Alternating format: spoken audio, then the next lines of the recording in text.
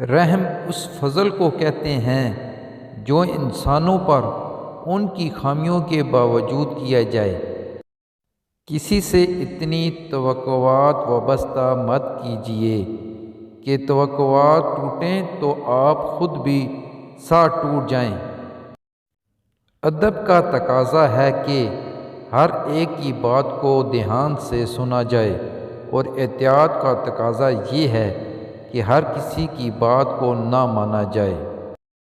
سوچ اچھی ہونی چاہیے، کیونکہ نظر کا علاج ممکن ہے لیکن نظریے کا نہیں۔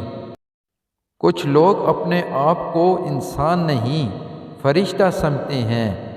ان کے کام بھی فرشتوں جیسے ہیں، یعنی دوسروں کے گناہوں اور برائیوں کا حساب رکھنا۔ آپ کبھی بھی لوگوں کی سوچ کو اپنے بارے میں تبدیل نہیں کر سکتے، اس لیے لوگوں کی پرواہ کیے بغیر اپنی زندگی اس طرح سے بسر کیجیے جو آپ کو خوشی دے۔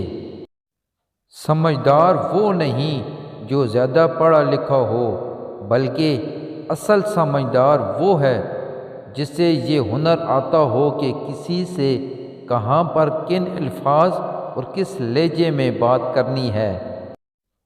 خود کو اخلاقی طور پر سنوارنے میں اتنا وقت صرف کرو کہ تمہیں دوسروں پر تنقید کرنے کی فرصت نہ ملے۔ اچھے لوگوں کو ٹھوکر مارو گے تو وہ ٹوٹیں گے نہیں، لیکن پھسل کر تمہاری زندگی اور تمہاری پہنچ سے بہت دور چلے جائیں گے۔ زندگی میں کسی ایسے شخص کا ہونا ضروری ہے جس کو کچھ بھی بتانے کے لیے لفظوں کی ضرورت نہ پڑے۔ انسان پریشانیوں کی گنتی کرنے کا ماہر ہے، لیکن نعمتوں کا حساب رکھنا بھول جاتا ہے۔ اگر خوش رہنا چاہتے ہو تو نہ امید رکھو نہ شکوہ کرو۔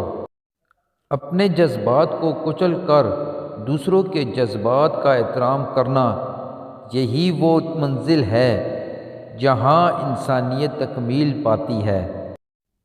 بعض چیزیں ہمیں ناگوار لگتی ہیں مگر وہ ہمارے لیے اچھی ہوتی ہیں، اس بات کی سمجھ کبھی کبھی کسی کو آتی ہے۔